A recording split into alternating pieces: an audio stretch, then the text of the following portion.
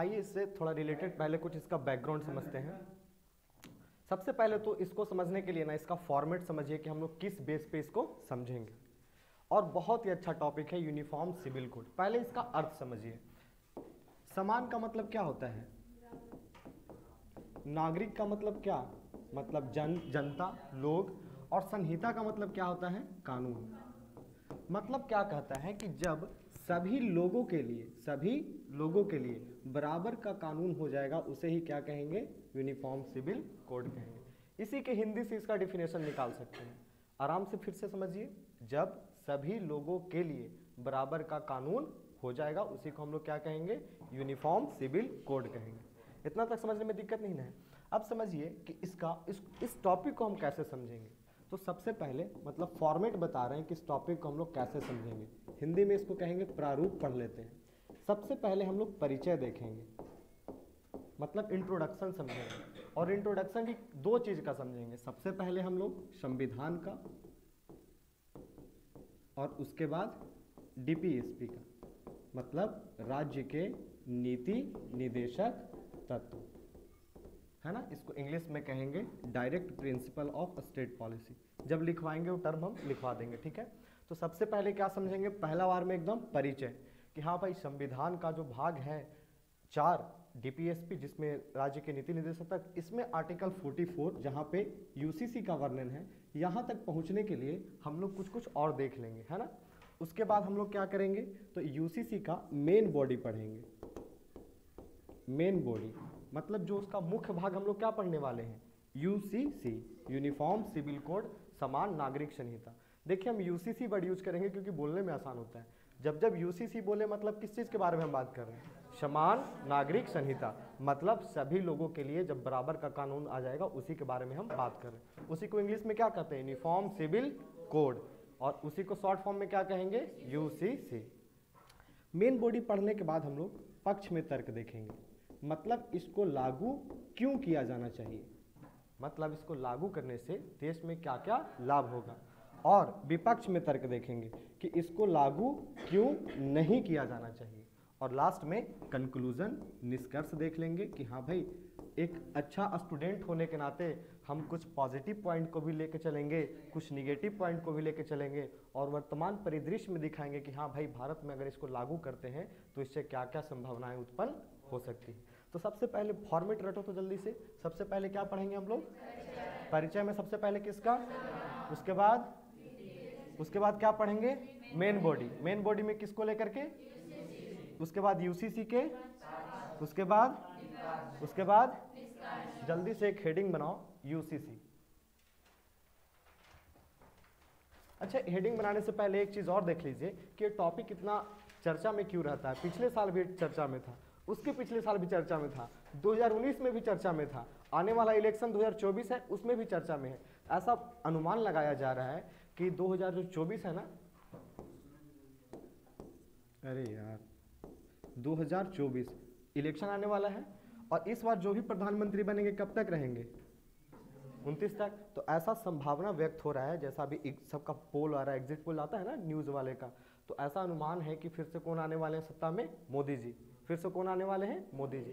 तो कई सारा विवाद का टॉपिक है यहाँ पे कि जैसे ही मोदी जी चुनाव में आते हैं, जीत के आते हैं 2014 में, तो 3-4 को बहुत बढ़िया काम किए। सबसे पहला 370 हटाए जम्मू कश्मीर से।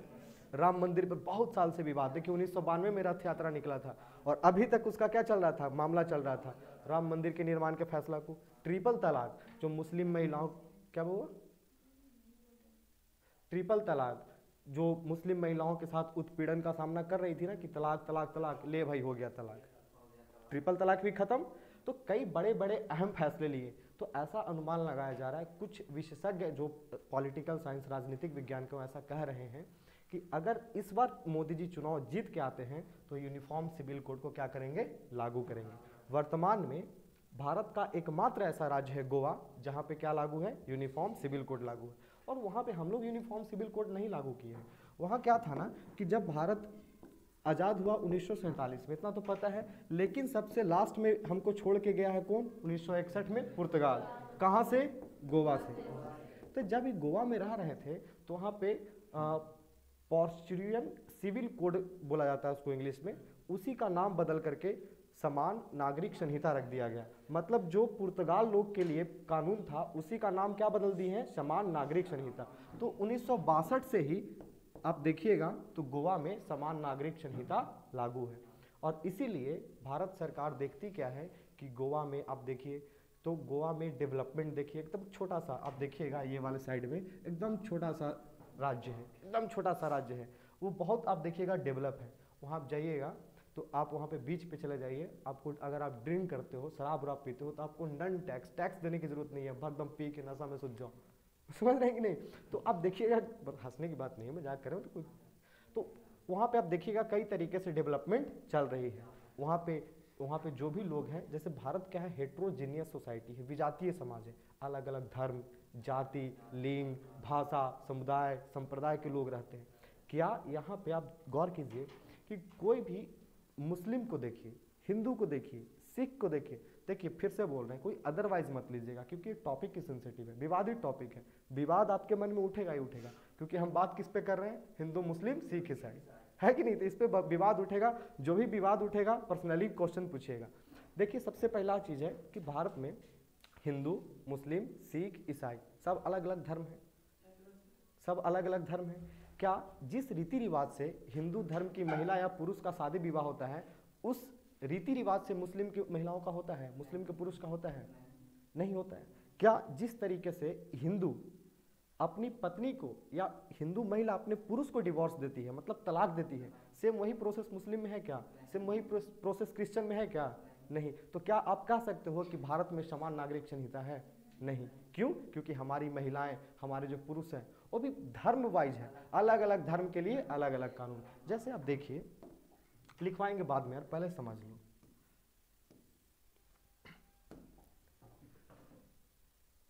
बड़ा कैसे होगा ये, मूव फट तो नहीं हो रहा है, चलो इतना में समझ में आ रहा है ना। जैसे समझो हम घर से फॉर्मेट तैयार करके आए थे यार कि तुम लोग को लेट ना हो जाए। जैसे देखो हम लोग जब भारत आज़ाद हुआ 1947 में, तो हम लोग क्या किए, संविधान लिखने का शुरुआत की, है ना।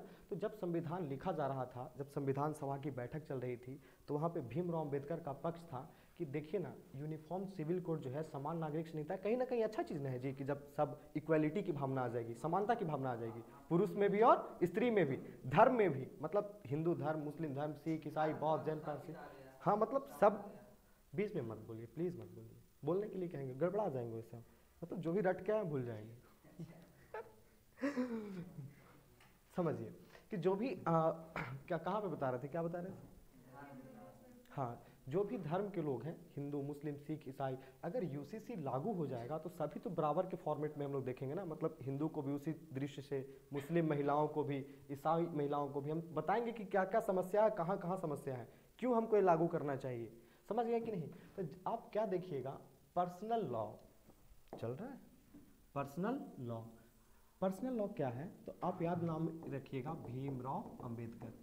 जब संविधान सभा का बैठक हो रहा था तो भीमराव अंबेडकर क्या कहते हैं कि देखिए सबसे बड़ा चीज़ है कि भारत में नागरिकों को समान स्तर पे कानून के, हम लोग कानून के बंधन में बांध सके, लेकिन वर्तमान परिदृश्य में संभव नहीं है। क्यों, आप थोड़ा सा याद कीजिएगा कि जब 1947 में भारत आज़ाद हुआ तो क्या भारत सामाजिक स्तर पे, आर्थिक स्तर पे, राजनैतिक स्तर पे, सांस्कृतिक स्तर पे चुनौतियों का सामना कर रहा था कि नहीं। कई तरीके से हमको तो पंगु बना के चला गया, हमको तो अंग्रेज लूट के, ब्रिटिश लूट के, और सिर्फ ब्रिटिश ही थोड़े लूटा, ब्रिटेन वाला लूटा, फ्रांस वाला लूटा, स्वीडन वाला लूटा, पुर्तगाल वाला लूटा, सब लूटा कि नहीं। जब ये सब हमको लूट लिया तो क्या हम आर्थिक तरीके से हम लोग बेहतर थे, सामाजिक स्तर पे बेहतर थे। क्यों, क्योंकि पाकिस्तान हमसे अलग होकर चला गया कि नहीं। पाकिस्तान हम मेरे साथ रहा नहीं, तो क्या हम सामाजिक स्तर पे रहे, धार्मिक स्तर पे साथ थे, विभिन्न विविधताएं थी, सांस्कृतिक स्तर पे थे, नहीं थे। तो कहा गया भीमराव अम्बेडकर के द्वारा कि ठीक है, वर्तमान परिदृश्य में हम यूसीसी को लागू नहीं करेंगे, वर्तमान परिदृश्य में लागू नहीं करेंगे, मतलब कब, 1947 का बात कर रहे हैं। लेकिन भविष्य में क्या किया जाना चाहिए, प्लीज बात मत कीजिए, भविष्य में इसे लागू किया जाना चाहिए, लेकिन भविष्य में इसे लागू किया जाना चाहिए।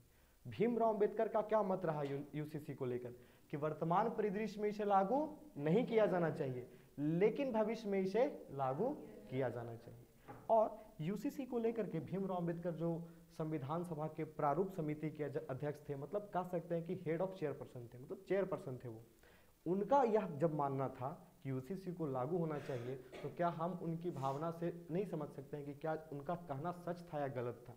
ठीक है, हम एज ए टीचर यहाँ पे परफॉर्म कर रहे हैं कि हाँ भाई चलिए यूसीसी के पक्ष में बोल रहे हैं या विपक्ष में बोल रहे हैं, लेकिन आप तो समझदार हैं, मतलब हो सकता है कि मेरा झुकाव भीमराव अंबेडकर के प्रति हो सकता है, सपोज ऐसा मान लीजिए, लेकिन आप तो बुद्धिशील वर्ग हो ना जी, आप लोग क्या हो, आपका दिमाग चल रहा है कि नहीं, आप कहाँ से उठाओ, न्यूज़पेपर पढ़ो, ये द हिंदू आता होगा शायद न्यूज़पेपर, द हिंदू न्यूज़पेपर पढ़िएगा तो आपको यहाँ पे दिख जाएगा यूसीसी, क्या दिख रहा है, दिख रहा है कि यूसीसी से रिलेटेड बात हो रहा है। और उठाइए न्यूज़पेपर, यहाँ पे देखिए समान नागरिक संहिता दिख रहा है, और उठाइए न्यूज़पेपर, आप देखिए बहुत अच्छी लेखिका हैं, ये आपके आम आदमी पार्टी के नेता हैं, मतलब प्रवक्ता भी हैं, प्रवक्ता पे हम नहीं जाएंगे, बट एज ए स्टूडेंट अगर हम इनको पढ़ते हैं, मतलब हम अगर विद्यार्थी के तौर पे इनको पढ़ते हैं, बहुत अच्छा लगता है। इनका नाम है रीना गुप्ता, ये समान नागरिक संहिता पे एक पूरा लेख लिखे हैं, अगर आप पूरा लेख पढ़िएगा तो इसमें बहुत कुछ चीज़ें समझ में आएगी। और न्यूज़पेपर को उठाइए, यहाँ पे आप देखिएगा,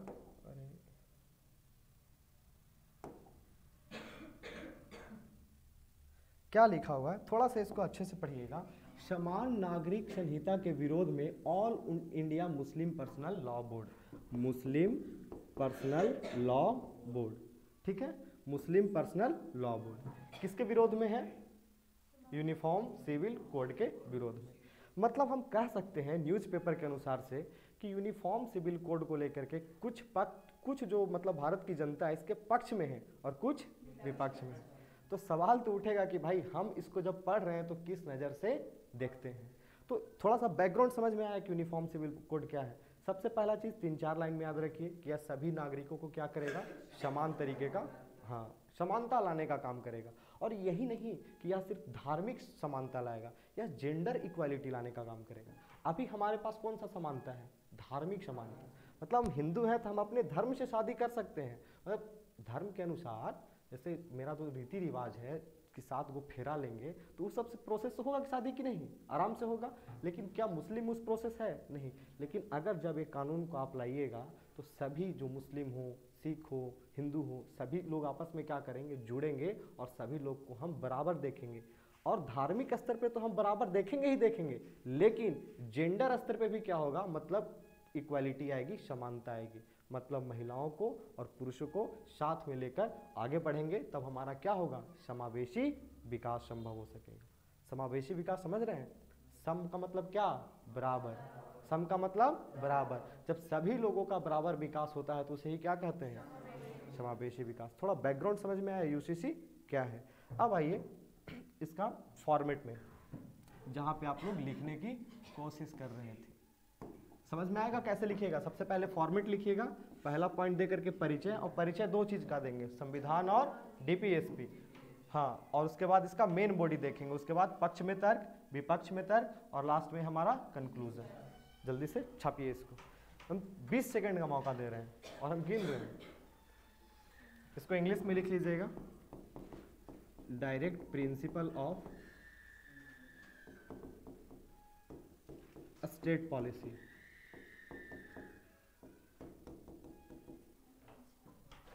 और सब याद करके आया कीजिएगा अगले क्लास में।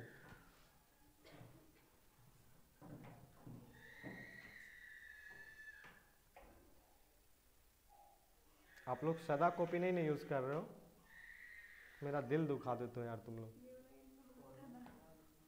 फिर ये वाला खत्म होगा तो इतना पैसा पापा के बचा के कोची करवाही, ऐसे बोला है।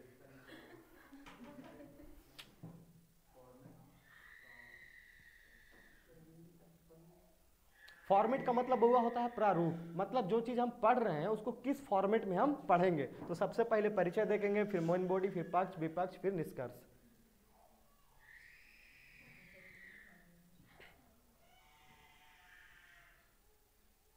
आदमी रो रहा है ना।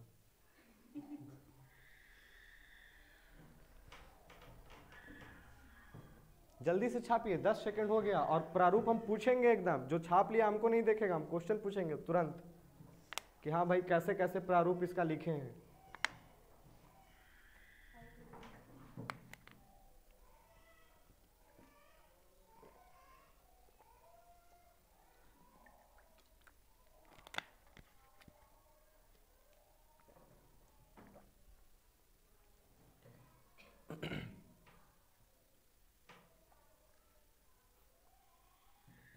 आप लोग कितने ऐसे लोग हो जो 2 किलोमीटर से ज़्यादा दूर से घर, मतलब उनका दूर घर है 2 किलोमीटर से ज़्यादा? कहाँ घर है आपका? जमुआरा। और उससे भी कोई ज़्यादा दूर के लोग हैं? कहाँ से आते हैं आप लोग? हाँ, तो यही आंजने से ना जहाँ ही तो है नहीं, तो ये वाले रूट से, जुड़ी वाले से, जुड़ी वाले से कितना किलोमीटर है? कितना देर में पहुँच जाते हो साइकिल से? आधा घंटा ना। तो आज की क्लास 5 बजे तक करते हैं ना, 5 से 5:30 में आप लोग पहुँच जाइएगा प्लीज़, थोड़ा अच्छा टॉपिक है। हाँ, तो घर जाकर रोटी ना बनाओगे और क्या करोगे? अरे हम भी बनाते हैं यार, मेरी माँ बीमार रहती है तो हमको बनाना पड़ता है। सच्ची में, अरे बाई गॉड बोलते हैं, कल ही हम आटा गूंदे हैं तो। अच्छा, दिल्ली में हम रहते हैं तो दिल्ली में हम खाना पीना हम खुद से ही करते हैं भाई। अरे हमसे अच्छा बावर्ची तुम नहीं होगी। चलो हो गया। हाँ, दृष्टि में ही क्लास जाते हैं। कोई पूछ रहा है? चलो हो गया कंप्लीट। चलिए अब आते हैं इसका, हो गया। यही से कहते हैं जल्दी जल्दी छापो। चलो हो गया ना। अब सबसे पहले इसका हम परिचय देखते हैं, ठीक है? तो परिचय में आपको याद होगा कि सबसे पहले हम किससे रिलेटेड बात करेंगे? संविधान से। किससे रिलेटेड? संविधान से। अब सब कोई बोर्ड पे देखेगा, अदरवाइज उसका हम आंख निकाल लेंगे। मजाक कर रहे हैं। देखिए संविधान, आपको पता होगा कि संविधान में कुल भाग की संख्या, बोलो सही तो बोलो। कुल भाग की संख्या वो अनुसूची है, शेड्यूल है। हाँ 22। कुल भाग की संख्या कितना है? 22। संविधान में कुल भाग कितने हैं? कुल भाग की संख्या, फिर से 1-2 बार बोलो, आवाज नहीं आ रहा है। कुल भाग की संख्या, एक बार फिर से, कुल भाग की संख्या 22। देखिए संविधान का जो पहला भाग है, भाग 1, भाग 1 में क्या कहता है? संघ और उसका राज्य क्षेत्र, संघ और उसका। और यह भाग 1 आर्टिकल 1 से लेकर के आर्टिकल 4 तक लिखा हुआ है। भाग 1 कितना से कितना अनुच्छेद तक? कितना से कितना अनुच्छेद तक? भाग 1 क्या है? संघ और उसका राज्य क्षेत्र, संघ और उसका। भाग 2 देखिए, भाग 2 क्या है, कोई बता सकते हैं? नागरिकता, भाग 2। और यह आर्टिकल 5 से लेकर के कितना तक है? 11 तक। कितना? 5 से लेकर के 11 तक। तो भाग 1 का वर्णन, संघ और उसका राज्य क्षेत्र, कितना से कितना आर्टिकल? भाग 2 में कितना से कितना आर्टिकल? नेक्स्ट स्लाइड पे चले। चलिए भाग 3 देखिए। हाँ, भाग 3 क्या है? मौलिक अधिकार, जिसको हम लोग मूल अधिकार भी कहते हैं, और इसको इंग्लिश में क्या कहेंगे? Fundamental right. और इतना तो आपको पता होगा कि भाग 3 कितना से कितना आर्टिकल तक है? अगे हमर माँ, पिछलका देख, 1 से 4, 5 से 11, तो ई वाला कितना हो जाता है? 12 से 35, 12 से 35। इतना तक किसी को समझने में दिक्कत नहीं ना है? फिर से चलो एक बार याद करो, पूरा बेसिक कितना हिला हुआ है आप लोग का। भाग 1 कितना से कितना, नहीं पहले आर्टिकल बोलो। 1 से 4। भाग 2, भाग 3 12 से 35। अब यहीं पर स्टॉप कर जाइए, इससे कुछ बेसिक निकालते हैं जहाँ से हमारा क्वेश्चन बनता है फंडामेंटल राइट से। फिर हम लोग आएंगे यूसीसी पे। जैसे देखिएगा क्या कि पहले मौलिक अधिकार की संख्या कितनी थी? 7, लेकिन प्रेजेंट में कितना है? 6। 7 से 6 किया गया, इसका मतलब 1 को हटा दिया गया, और हटा दिया गया है किसको, तो संपत्ति के अधिकार को, संपत्ति के अधिकार को। और यह कब हटाया गया, तो 44वां संविधान संशोधन 1978 में, 44वां संविधान संशोधन 1978 में। तो पहला पॉइंट यहां से क्या याद रखेंगे कि फंडामेंटल राइट कितना से कितना आर्टिकल, पहले मौलिक अधिकार की संख्या, प्रेजेंट में किसको हटाया गया। अब जो 6 है उसको एकदम ध्यान से याद रखिएगा। सबसे पहले याद रखिएगा समानता, सबसे पहले, फिर स्वतंत्रता, फिर शोषण, उसके बाद धार्मिक स्वतंत्रता, उसके बाद फिर सांस्कृतिक और शैक्षिक स्वतंत्रता, उसके बाद फिर संवैधानिक उपचारों का अधिकार।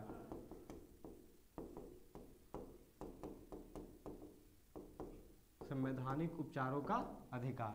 सबसे पहले बोलिए मौलिक अधिकार कितना से कितना, 12 से, पहले मौलिक अधिकार की संख्या, प्रेजेंट में किसको हटाया गया, कौन से संविधान संशोधन से, कौन साल में, 1978। प्रेजेंट में कितना है, 6। तो सबसे पहले याद कीजिए,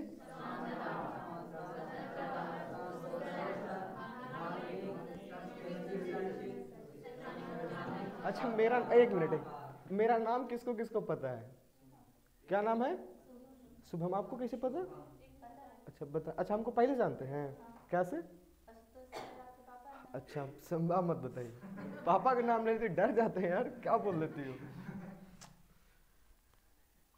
मेरा नाम क्या है, शुभम। स्टार्ट किस वर्ड से है, सबसे पहले 3 गो एस से याद कीजिए, 3 गो शुभम से याद कीजिएगा, समानता, याद रहेगा। अब इस वजह से बताएं कि मेरा नाम कौन कौन जानता है। मेरा नाम क्या है बताइए, अबे एस बोलो, मेरा नाम क्या है, एस। एस से क्या होगा, समानता, स्वतंत्रता, शोषण। समानता, तुम नहीं बोल रही, अब सब चुप रहेगा, अब तुम ही बोलोगी, फिर से बोलो, और जितना सब जोर से बोल रहा तुम अकेले उतना आवाज निकालोगी, बोलो। आवाज नहीं आया, और थोड़ा जोर से, हाँ हाँ हाँ, थोड़ा जल्दी जल्दी बोलो, बिना देखे हुए बोलो, सब एक साथ बोलिए, समानता, शोषण। 3 गो याद हो गया। उसके बाद क्या है, धार्मिक स्वतंत्रता, ये, उसके बाद संवैधानिक उपचारों का अधिकार। तो आप देखिएगा क्या कि 12 से लेकर के 35 तक क्या है, हमारा वर्णन है किसका, मौलिक अधिकार का। अब आइए समानता में, 12-13 को छोड़िए, 12-13 को छोड़िए, समानता का अधिकार 14 से लेकर के 18 अनुच्छेद तक, 14 से लेकर के 18 अनुच्छेद तक है ना, 14 से लेकर के 18 अनुच्छेद तक। समानता में आइए 19, 20, 21, 21A और 22। 21A क्यों लिखवाए हैं, इसको हम थोड़ा गोल करके छोड़ देते हैं, इस पर चर्चा बाद में करेंगे, बस 1 मिनट रुक जाइए। शोषण में देखिए 23 और 24, धार्मिक में देखिए 25, 26, 27, 28, संवैधानिक में आइए 29, 30 और इसको याद कीजिए 32। अब यहाँ से ध्यान में रखिएगा, यहाँ पे हम छोड़े हैं 33,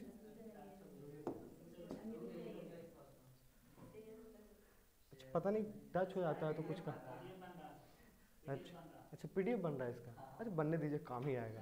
तो यहाँ पे हम छोड़ किसको रहे हैं, 12, 13, 12, 13। उसके बाद शुरुआत कहाँ से करेंगे, 14 से, तो 14 से लेकर 18 तक किसको हो जाएगा, समानता। 19 से लेकर 22 तक शोषण, धार्मिक 25 से 28, सांस्कृतिक 29, 30, संवैधानिक उपचारों का, याद रहेगा। चलिए फिर से बोलिए, मौलिक अधिकार की संख्या वर्तमान, पहले कितना से कितना अनुच्छेद,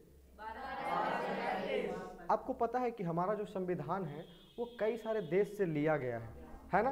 तो मौलिक अधिकार कहाँ से लिया गया, अमेरिका से लिया गया है। तो ये वाले पॉइंट को भी ऐड कीजिएगा कि यह कहाँ से लिया गया है, अमेरिका से। तो सबसे पहले बोलिए 12 से लेकर के 35 तक वर्णन, कुल कितना परसेंट में, कहाँ से लिया गया, पहला क्या है, दूसरा, तीसरा,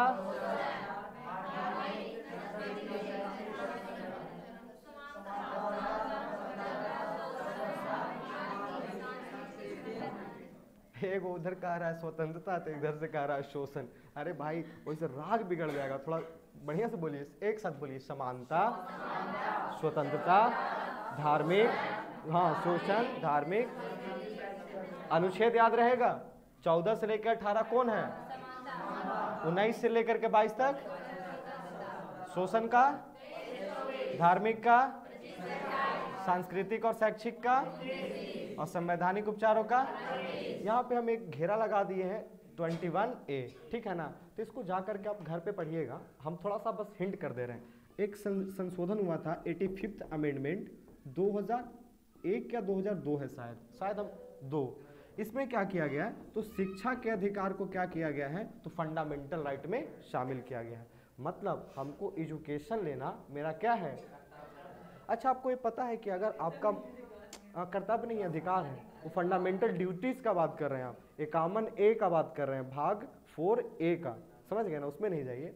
अच्छा आपको पता है कि जो मेरा फंडामेंटल ड्यूटी राइट है, हम भी ड्यूटी आ गए, मेरा भी दिमाग हिल गया। जो भी हम फंडामेंटल राइट है, मतलब किस चीज़ का बात कर रहे हैं, मौलिक अधिकार का।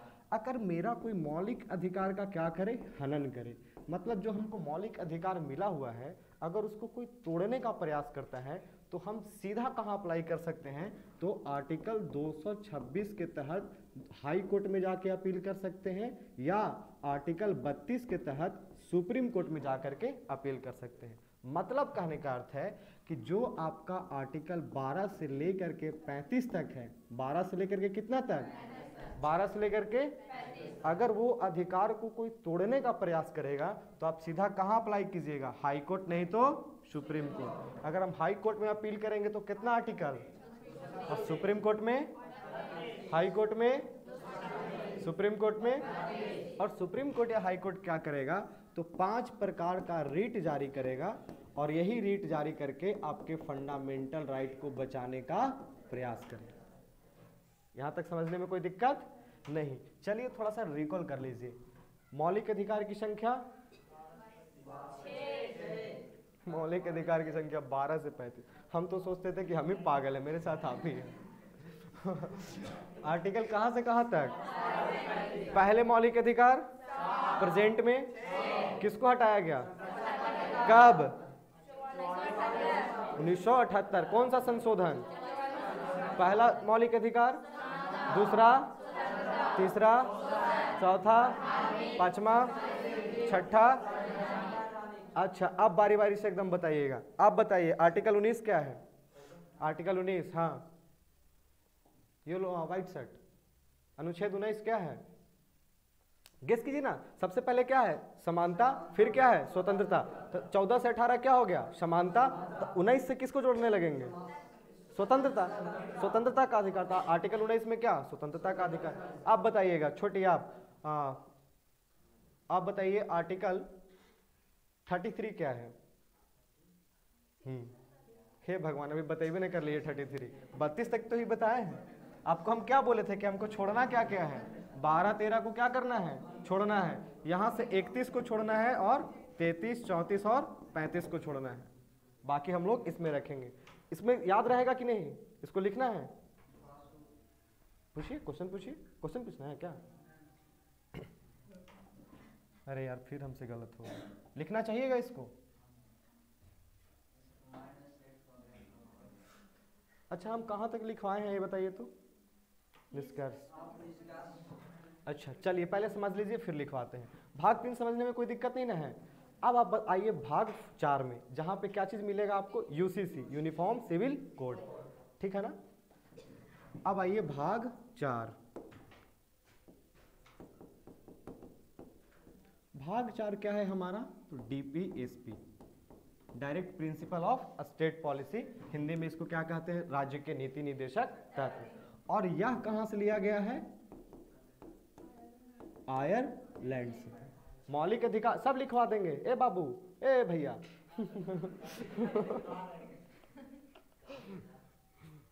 मेरे मुंह से घोचू ऊंचू निकल जाएगा तो बुरा मत मानिएगा, हम बोल देते हैं दोस्त लोग को, ठीक है ना।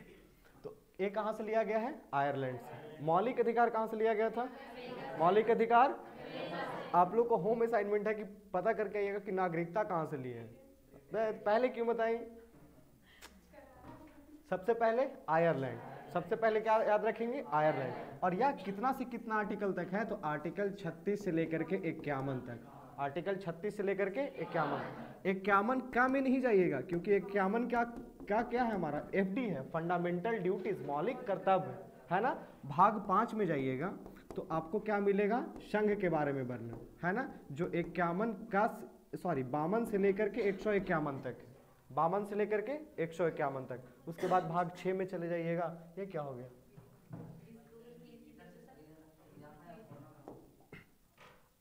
भाग 6 में जाइएगा तो किस चीज का वर्णन मिलेगा, राज्य का। इसी तरीके से भाग 22 तक बढ़ जाइएगा। लेकिन हम लोग फिलहाल किस में आते हैं, भाग 4 में, क्योंकि हमको टॉपिक क्या पढ़ना है, यूसीसी, यूनिफॉर्म सिविल कोड। अब आइए भाग 4 में सबसे पहला कि यह जो लिया गया है कहाँ से, आयरलैंड से कितना आर्टिकल तक, और इसी डीपीएसपी के आर्टिकल 44 में, आर्टिकल 44 में किस चीज का वर्णन है, यूनिफॉर्म सिविल कोड। अगर आप संविधान का किताब पढ़िएगा, अभी हम आप लोग में से किसी से पढ़वाएंगे भी, तो किताब में क्या लिखा हुआ है कि राज्य जो है वह यूनिफॉर्म सिविल कोड जारी करने का क्या करेगा, प्रयास करेगा, कोशिश करेगा। तब इस टर्म को याद रखिएगा, क्या करेगा, कोशिश करेगा। अब आप मेरे थोड़ा सा प्रीवियस क्लास में देखिए, मतलब कुछ मिनट का पहले का मेरा स्टेटमेंट याद कीजिए। हम क्या कहे थे, BR अम्बेडकर को कोट किए थे। अम्बेडकर साहब क्या कह के गए कि नहीं, वर्तमान परिदृश्य में इसकी जरूरत नहीं है, लेकिन भविष्य में इसकी जरूरत है। और इसीलिए संविधान में यह लिखा गया आर्टिकल 44 में, अनुच्छेद 44 में, कि राज्य जो है वह सभी नागरिकों को समान नागरिक संहिता देने की कोशिश करेगा। अगर मेरी बात पे यकीन ना हो तो आप लोग क्या कीजिए, इस चीज को पढ़िए, संविधान के किताब के स्टेटमेंट को। चलिए, कौन पढ़ने में तेज है, चलिए एक लड़की एक लड़का, कोई एक पढ़ लीजिए। पढ़िए तो बाबू, जो आपका ये किया हुआ, हाईलाइट किया हुआ है ना, उसका पूरा स्टेटमेंट पढ़िए, पूरा जोर से क्लास सुने, जल्दी से एकदम, 10 सेकंड मौका दे रहे हैं। जोर से पढ़ो, जोर से पढ़ो। नागरिकों के लिए एक समान सिविल संहिता, राज्य भारत के समस्त राज्य क्षेत्र में नागरिकों के लिए एक समान सिविल संहिता प्राप्त करने का प्रयास करेगा, समान सिविल संहिता। तो यूनिफॉर्म सिविल कोड, तो यूनिफॉर्म का मतलब क्या, समान, और सिविल का, उस सिविल को हिंदी नहीं लिखा है, सिविल को क्या लिख दिया है, सिविल ही, और कोड का मतलब कोड। तो समान सिविल कोड या समान नागरिक संहिता देने का क्या करेगा, प्रयास करेगा। अब बुक को पीछे पास कर दीजिए, आप एगो पूरा जोर से पढ़िए, आप अभी थोड़ा पढ़िए, हाँ पूरा जोर से पढ़िए। नहीं जैसा दिल है आप करिए, जोर से पढ़िएगा, जो हाईलाइट किया हुआ है। हाँ हाँ हाँ वही पूरा स्टेटमेंट पढ़िए, आवाज नहीं आ रहा, थोड़ा जोर से। समस्या नहीं होगा, आर्टिकल 44 पढ़िए, आप पढ़िए आर्टिकल 44 जो रंगा हुआ है, समस्या लिखा हुआ था, समस्त, वही तो हम भी पूरा रटे हैं यार उसको। राज्य भारत के समस्त क्षेत्रों में नागरिकों के लिए एक समान सिविल संहिता प्राप्त करने का प्रयास करेगा। वहां पर बस बस बस बस अभी किताब आप हाथ में रखिए, वहां पे एक टर्म आपको मिला, समस्त क्षेत्र, समस्त क्षेत्र मतलब संपूर्ण भारत में, संपूर्ण भारत में। इस टर्म को याद रखिएगा, कल मंडे क्लास तक आप लोग भूलिएगा नहीं ना। एक टर्म याद रखिएगा, समस्त क्षेत्र में मतलब संपूर्ण भारत में हम लोग किसको लागू करेंगे, यूनिफॉर्म सिविल कोड को, जो यहीं से विवाद का जड़ स्टार्ट होता है। समझ गए कि नहीं। अब बुक को बंद करके रख दीजिए। अब आइए आर्टिकल 44 में किस चीज का वर्णन है, यूसीसी का। अब आप देखिए आर्टिकल 44 को आप समझना चाहिएगा। तो यूसीसी के मुख्यतः 4 भाग हैं, मुख्यतः 4 भागों में बांट दिया गया। सबसे पहला इंग्लिश में लिख देते हैं एडॉप्शन, मतलब गोद लेने का अधिकार।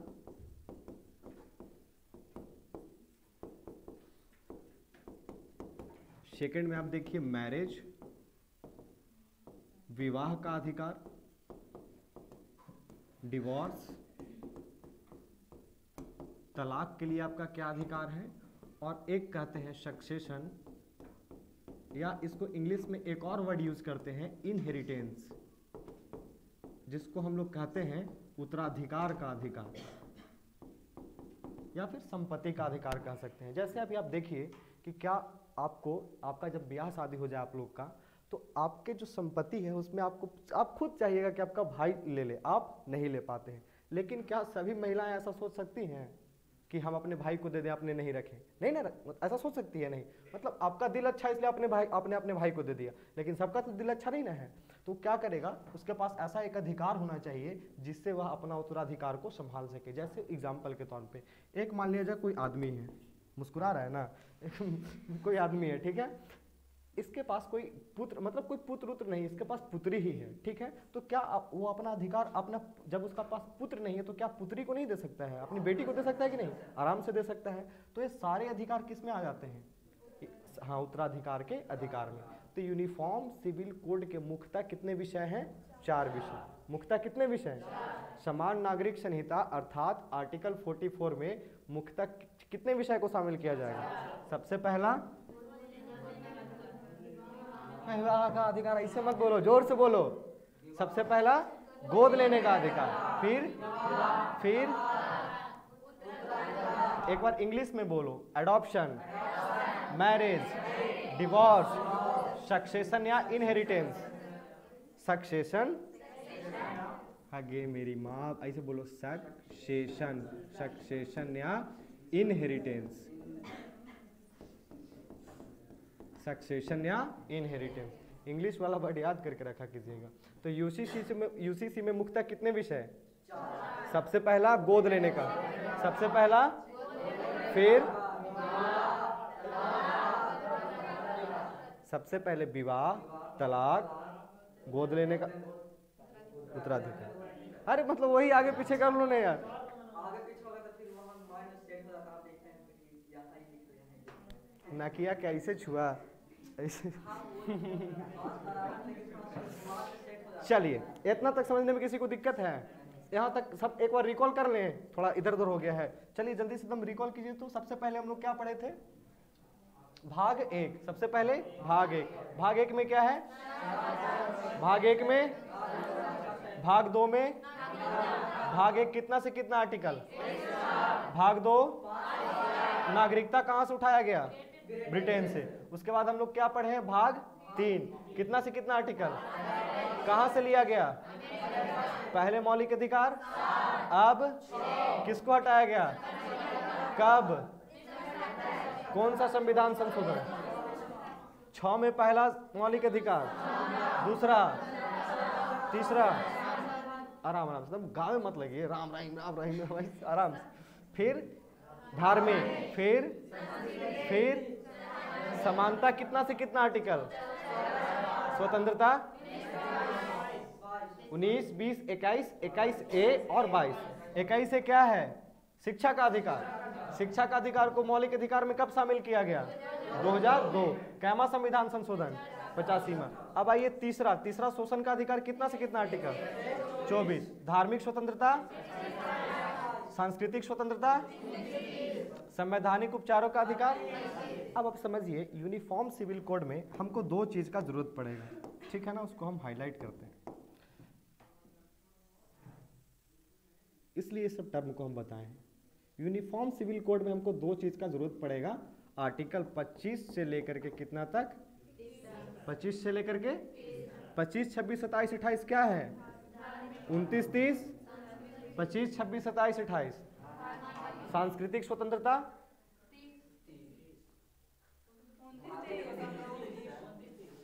एगो बोला 30 तो पीछे से बोला 30। अरे भाई बढ़िया से बोलिए। धार्मिक स्वतंत्रता 25, 26, 27, 28। सांस्कृतिक स्वतंत्रता, इसका हम यूज करेंगे किसमें? यूनिफॉर्म सिविल कोड में। अब आइए कि यूनिफॉर्म सिविल कोड में मुख्यतः हम कितना विषय शामिल कर रहे थे? 4 विषय। सबसे पहला एडॉप्शन, मतलब गोद लेने का अधिकार। उसके बाद हम लोग क्या शामिल किए हैं? मैरिज, विवाह का अधिकार। उसके बाद डिवोर्स, तलाक का अधिकार। और उसके बाद हम लोग किस? सक्सेशन या इनहेरिटेंस। सक्सेशन या इनहेरिटेंस। इतना समझ में आ रहा है? हिंदी भी लिख दे। गोद लेने का अधिकार, विवाह का अधिकार, तलाक का अधिकार और उत्तराधिकार का अधिकार। अब आइए समस्या, मतलब इतना समझ में आ गया है कि नहीं? अब आपको पता होगा, हम पिछले क्लास में भी आपको जाते जाते बताए थे कि भारत क्या है हमारा, तो हेट्रोजीनियस सोसाइटी है, जिसको हम लोग विजातीय समाज कहते हैं। क्या है? विजातीय समाज, जहाँ पे विभिन्न धर्म, जाति, लिंग, भाषा के लोग रहते हैं, अलग अलग समुदाय में रहते हैं। आप साउथ इंडिया चले जाइए, दक्षिणी भारत में चले जाइए, वहाँ का मूवी देखिए। अगर वहाँ के मूवी देखिएगा तो जिस कल्चर से उन लोग का मैरिज होता है, क्या उसी कल्चर में हम लोग का मैरिज होता है? हमारी संस्कृति क्या होती है? चेंज हो जाती है। तो क्या विवाह से रिलेटेड भारत के समस्त क्षेत्र में एक नियम कानून है क्या? फिर से सुनिएगा, विवाह से लेकर के रिलेटेड भारत के समस्त क्षेत्र में, मतलब हम संपूर्ण भारत की बात कर रहे हैं। आप नीचे क्यों देखती हैं? इधर देखिए ना बोर्ड पे, भारत के समस्त क्षेत्र में क्या एक नियम कानून है क्या? है क्या? नहीं। सभी धर्म के लिए एक नियम कानून है क्या? अलग अलग है। अब आइए तलाक से रिलेटेड। ट्रिपल तलाक का मुद्दा तो सबको पता होगा कि ट्रिपल तलाक को सुप्रीम कोर्ट ने क्या किया है, तो हटा दिया है। क्यों हटाया? क्योंकि वो कहीं ना कहीं जेंडर इक्वालिटी लाने की कोशिश नहीं कर रहा था। मुस्लिम महिलाओं के साथ क्या हो रहा था? उत्पीड़न हो रहा था। तो क्या भारत के समस्त क्षेत्र में सिर्फ मुस्लिम महिला ही प्रताड़ित हैं तलाक को लेकर के? क्या हिंदू महिलाएं ऐसी नहीं हैं जो तलाक ले लेती हैं और तलाक के बाद उनको पैसा वैसा देने में दिक्कत होता है? मतलब उसका जो हस्बैंड काम कर रहा है उसको अपने कुछ कमाई का कुछ हिस्सा किसको देना होता है? वाइफ को। तो क्या अपनी वाइफ को जो डिवोर्स ले चुकी है उसको दे पाता है क्या? नहीं। उसको भी हम लोग देखेंगे, इसको हम लोग पढ़ेंगे CRPC 125 में, मतलब जब इसके पक्ष में तर्क देखेंगे जहाँ पे इसका डिस्कस करेंगे। बट अभी बस इतना जान लीजिए कि क्या हमारी सिर्फ मुस्लिम महिलाएं ही ट्रिपल तलाक से प्रताड़ित थी? नहीं। ठीक है, उनका मुद्दा अलग था, ट्रिपल तलाक से वो प्रताड़ित थे। लेकिन क्या हिंदू महिलाएं, उनको तलाक का सामना नहीं करना पड़ता? अगर तलाक लेती हैं अपने हस्बैंड से तो क्या उनको मेंटेनेंस अमाउंट, मतलब अनुरक्षण की राशि जो उनको हस्बैंड से मिलने वाला था, समय पे मिल पाता है क्या? उनको बहुत सारा, कभी ये कोर्ट में, कभी इस ऑफिस में, कभी उस ऑफिस में, कई तरीके से उनको झाम लपेट करना पड़ता है, तब जाकर उनको मेंटेनेंस अमाउंट मिलेगा। तो क्या तलाक से रिलेटेड समस्त भारत में एक नियम कानून है क्या? नहीं। उत्तराधिकार से रिलेटेड? नहीं। संपत्ति के अधिकार से रिलेटेड? नहीं। गोद लेने के अधिकार से रिलेटेड? नहीं। आपको पता होना चाहिए कि अगर कोई हिंदू, अगर हम मतलब ये नहीं कि हम यहाँ पे मतलब अभी हम किरदार निभा रहे हैं टीचर का, बट फिर भी हम आपको एक एग्जाम्पल के तौर पे बता रहे हैं। हम धर्म मेरा है हिंदू, ठीक है। सपोज किए हमारी शादी हो गई और शादी के बाद मतलब मेरा और हमारी पत्नी जो होंगी वो दोनों का इच्छा है कि हम एक बच्चा को क्या करें, अडॉप्ट करें, गोद लें उसको, ठीक है ना। तो इसके लिए आप देखिएगा क्या कि हमारा एक कानून है। अभी हम लोग बात कर रहे थे पर्सनल लॉ में, है ना। पर्सनल लॉ आपको दिखाए थे कुछ पता नहीं कहाँ रूट के भाग गया है। देखिए, Hindu Adoption act, Hindu Adoption act दिख रहा है आपको? Hindu Adoption act. इसी कानून के तहत हम किसी को क्या करेंगे? गोद लेंगे।